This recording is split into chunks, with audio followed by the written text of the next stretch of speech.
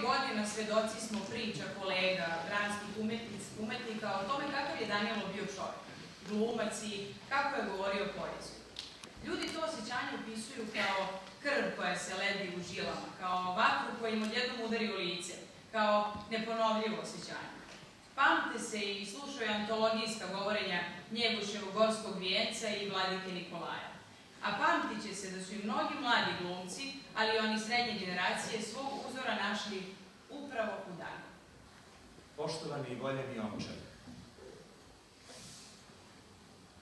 ispijam srdžbom ispunjenu bocu dok se polako gase svetla seoca. Bože, da li je ko pisao umarlom ocu? Ja moram.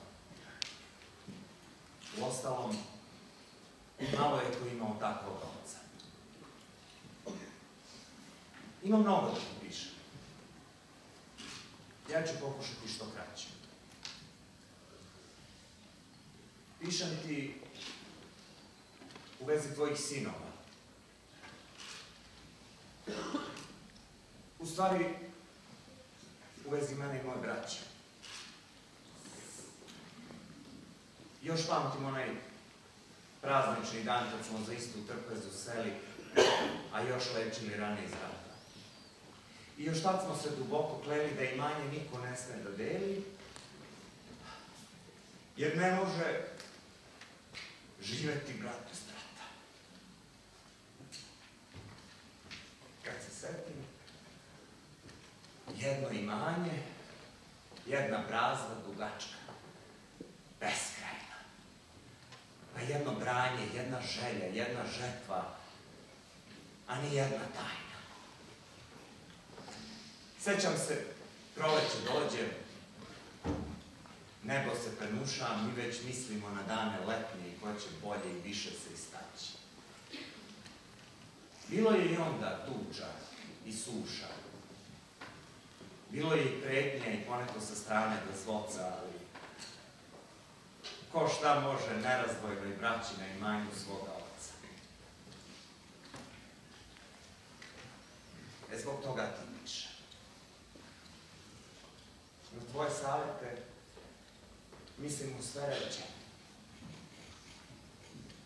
Svaki brat priča svoje priče, udara međem, a iz međa zna se okrada niče.